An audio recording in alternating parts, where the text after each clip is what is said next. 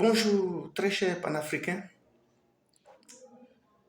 Je vous salue depuis la Côte d'Ivoire. Je suis ivoirien d'origine, mais panafricain dans l'âme. Je tiens à vous rappeler que pour la première fois où j'ai pris les cours de la traite négrière, je vous assure honnêtement, j'en voulais terriblement à toutes les personnes qui avaient la peau blanche. Cela me révoltait. Et je comprends ce jour pourquoi un sage a dit que savoir, c'est accepter de souffrir. Parce que quand on a la connaissance, on ne peut se retenir. Je ne suis ni politicien, ni partisan d'aucun parti politique en Côte d'Ivoire.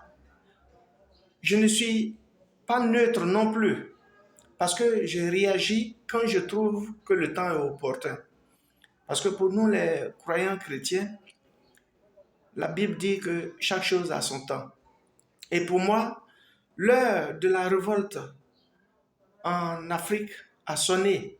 Il y a un temps pour se libérer. En 1988, je vous assure, j'avais 15 ans, j'étais au CF2 et je croyais que le drapeau bleu, blanc, rouge faisait partie du drapeau de la Côte d'Ivoire.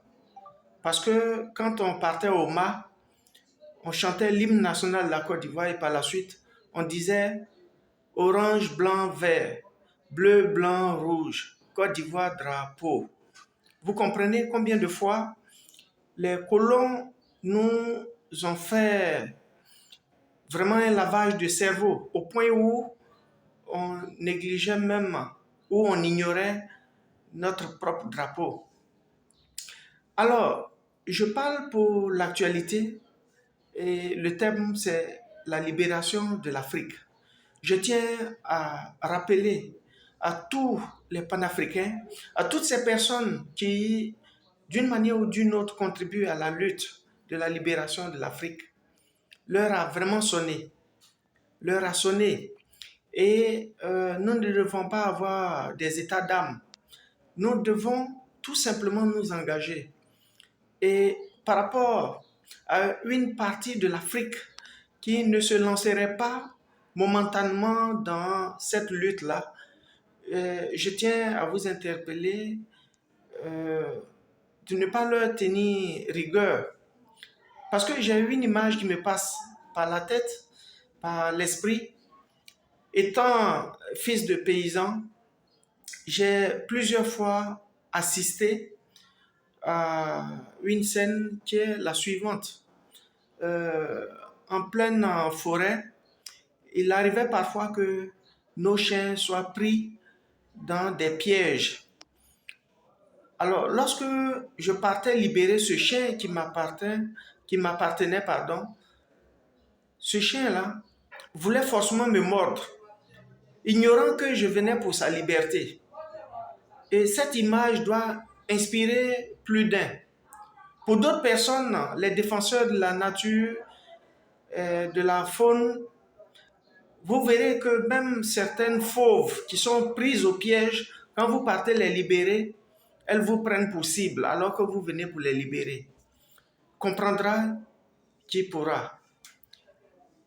Je tiens vraiment à inviter tout un chacun à poursuivre la lutte.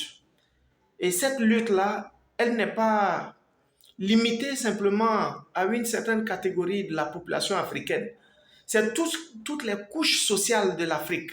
Ce combat est multidimensionnel, donc à tous les niveaux. Les fonctionnaires doivent être engagés et mener leur lutte d'une manière ou d'une autre. Les politiciens doivent mener la lutte d'une manière ou d'une autre. Les ouvriers autant. Les agriculteurs à travers l'autosuffisance alimentaire. Les religieux doivent prier pour nos chefs de l'État, par exemple. Oui, les différents